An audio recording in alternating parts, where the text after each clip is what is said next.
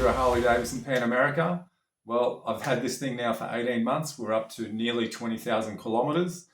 I did a video 18 months ago on this bike, and I'd already done some good adventure bike rides on it then. So I've been very quiet on the adventure bike scene for maybe 12 months. I've just been busy building a house. Actually, the photo I'm going to put on here now is the same location of the photo I used when I did the first thing, should you buy a Harley Davidson Pan America? In the meantime, we built a house that you can see in the background in that photo. So, yeah, look, I'm still loving this bike. I don't get to ride it as much as I did when I first bought it, but let's just go through what sort of stuff I've done on this bike. So I've been out to the desert twice on it.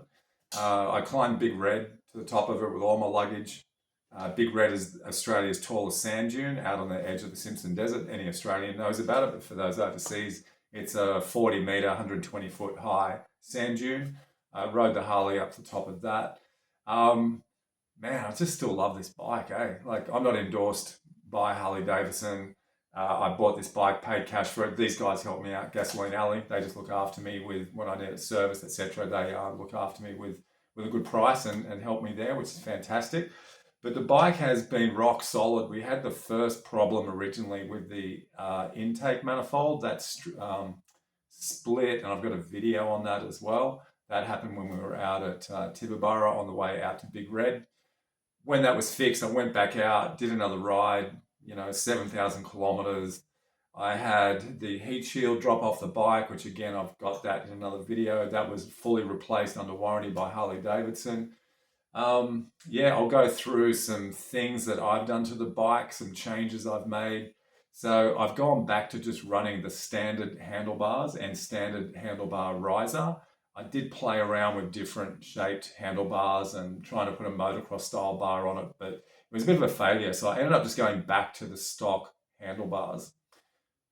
While I'm on the handlebars, the other big change I did was I modified the handguards. So I got rid of the ridiculous clip-on bits on the end. I chopped those clip-on bits off and I fixed them solid to the handlebars with some bar end plugs. Really simple job, did it at home in probably half an hour. I wish I'd videoed that, but anyway, if you look at this video, you can see pretty much how I've done it.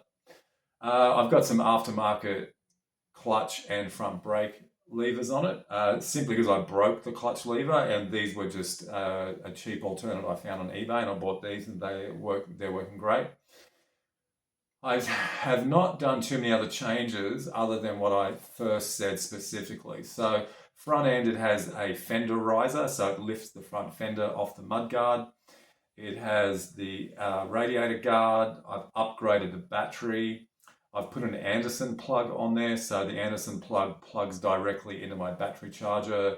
Battery, it's like a four-wheel drive jump starter. So I've got that on the side of the bike, so if I do get a flat battery, I can plug the battery jump starter in and get the bike going. We have the Pizoma pipe on the back. That's been on there the whole time. I did break one mounting bracket, so I've replaced that. Still has the dB silencer in it, so I've just put one dB silencer in the muffler just to quieten it down. I have put some luggage racks on it, so just some pannier racks. I use just a generic, I think they're called Three Brothers pannier bag. You'll see them in some of my adventure videos. I got rid of the plastic handrails on the back and put on a steel combo luggage rack and handrails. That was a great addition. On the left-hand side, I've put an extendable gear shifter on it. I've put lowered foot pegs, so the foot pegs you can move back, forward, up, down. So I've got them in the most down position. I have a heat shield on the back of the radiator, so it blows air away from your leg. I have a switch that protects the side stand switch. I've seen that coaching. I've seen people break side stand switches, not on Pan Americas, but on other bikes. So I've got a small steel bash plate over that. There's a protective bash plate over the coil on the left-hand side of the engine. That is just a handy thing to have there for a cheap addition. On the right-hand side, I have put a cover over the brake master cylinder for the rear brake. And that's pretty much it, mate. I just run the bike. I have had this thing upside down numerous times on some rides. I still haven't scratched the gas tank. I haven't scratched the front cowling. I have scratched the side, the crash bars on the side. So they're obviously doing their job. I still get asked what kind of bike it is. I still get people wanting to know how does it go, how much does it weigh, it looks heavy, So generally, if you're going to buy one, have all that information on hand so you can tell people how much it weighs and how much horsepower it's got. They're the questions that people want to know. But I've had the bike, like I said, it's coming on to 2 years now. I've had this bike, absolutely love it. I've been quiet with my bike riding as I've been building a house and I've started another job. But we're going to get back into adventure bike riding this year, which is 2025. It's now the start of February.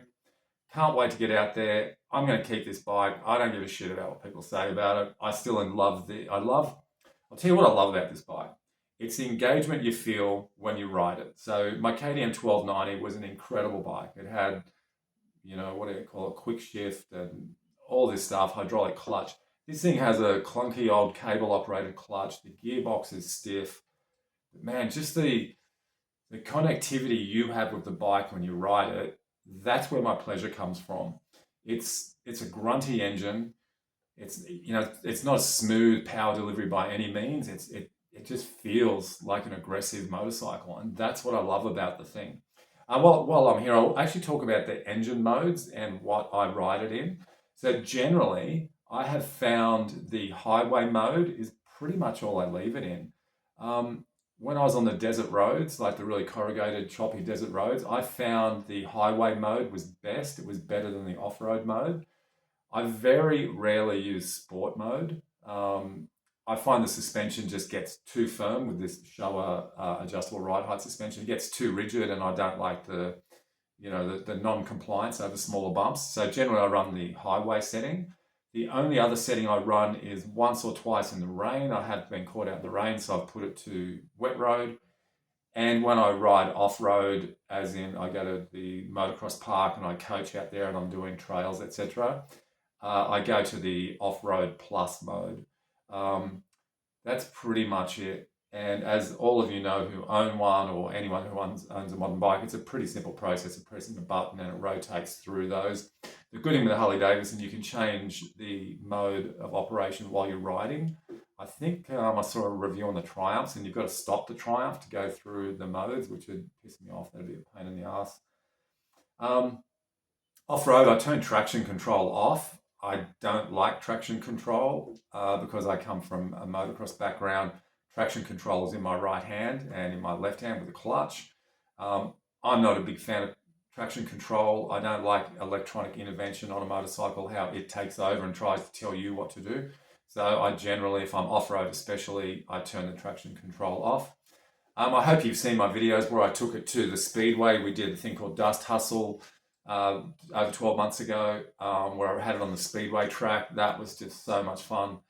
I was scheduled to do another Dust Hustle this year, but dates have clashed. I've got a mountain bike event on at the same time, so I won't be doing Dust Hustle at the start of the year, but I will be doing it later in the year for sure. There's a few fun rides I'm going to do on it this year. They have these things in Southeast Queensland called RTCBs. They're recreational trail bike rides, and I'm going to take the Harley out on one of them. They're basically for enduro bikes, but they have different levels of trails. So they have, like a beginner, intermediate, and advanced trail. So I'm going to take it out on an intermediate trail and do a video on that. I think that'll just be piss funny. Riding this bike from home, go out there, ride the trail, have a good time on it. Yeah, so guys, if you're after a bike that you want something a little bit different, you want something that is engaging to ride, that's again my big thing is engaging to ride. I always compare it to a GT Mustang. If you had the latest electronic vehicle with all this bullshit in it, and then you just go back into a 4-speed GT Mustang, you're going to have a more fun day on the GT Mustang. That's where I'm at with the Harley. I think I've proven the reliability on it to myself. I did a video series called Can I Kill the Harley? Please go and watch that one. I flogged the living shit out of this thing and got it upside down in some ridiculous places, took it on the beach, crashed there. I don't mind showing when I crash. That's, my ego's not that big, but I've got to hide the crashes.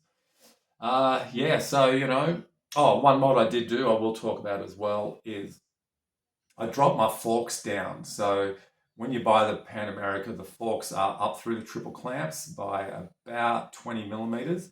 I've dropped them right down so they're flush with the top of the triple clamp. And what I found is off-road, especially on fast, open dirt road sections, the handling is phenomenal. It increases your confidence 30-40% easily. On bitumen, it makes it a little more slow to turn, but it's a pretty simple compromise to push that to the side for the riding stability I get on off road. I just prefer it a lot more. Um, yeah, pretty much it, eh? Go and test ride one. If you see me out, come over yarn to me, talk to me about the bike. I don't care. If you hate it, good. I don't care about that either. But, if you want to do something different and stand out from the crowd, get one of these, have some fun. They're cheap as shit now as well. I think let me think, I paid 18 grand for it. And I've seen them on Marketplace for like 12,000 bucks now. So, you know, um, I'm just going to hang on to it. I decided I'll hang on to the bike. I would like to see if I can put 100,000 kilometers on the thing. I've spoken to Ferg at Gasoline Alley, and he goes, "Yeah, just keep servicing the thing." And that's the plan there. We'll just keep riding the bike. And I hope you enjoy my videos. Hope you enjoy what I bring you on the Harley this year. I will do some rides this year. I will free some time up and get out there and have some fun on it. And I'm going to take you and show you and take you along with me on some pretty cool rides. And I think that's what it's all about, camping out on the bike. I am thinking of doing maybe a 5 or 6 day video shoot of just off grid. So I'll only be stopping at stores to get fuel, and then I'll be bush camping, no camping grounds, going feral for a week. That's a planned video I've got coming up. I'm really looking forward to that one and just bringing you along for that whole adventure. So Harley Davidson Pan America, fun bike. Check them out. Say no more. Catch you all later.